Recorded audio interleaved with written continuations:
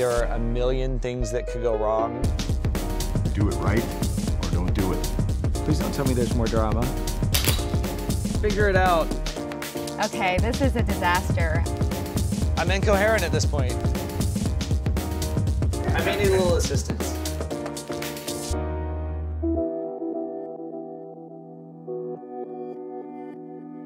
Since Scott's come home, we've had to make some changes, widen some doorways, lower some shelves, just rearrange items in the kitchen. We've lived in this house coming up on 7 years. There's crown molding that's not painted, broken grout in the kitchen, shoe marks on the front door, there's electrical switches that don't work.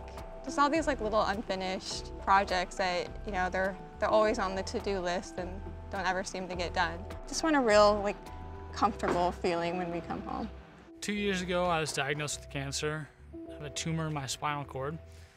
The symptoms kind of started out kind of weird. Whenever I would drink alcohol, the bottom of my left foot would itch.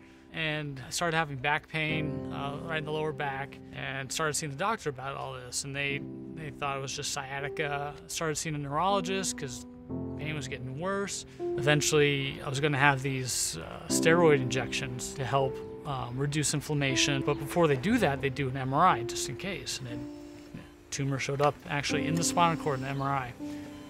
Once I was diagnosed, about 2 weeks later, I had surgery.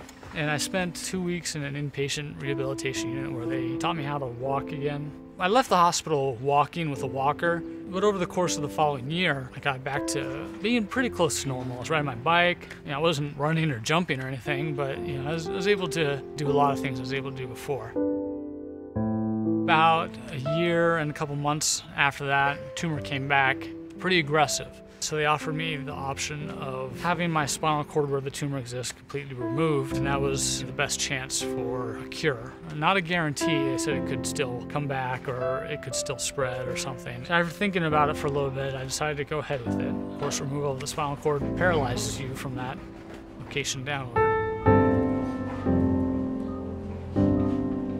I was in outpatient rehabilitation when I decided to make this change. And so I started talking to people in the community what to expect. And everyone's amazed that they've never run into someone who's consciously had to make this decision before. It was the best chance for me to see my son grow up and continue to live my life.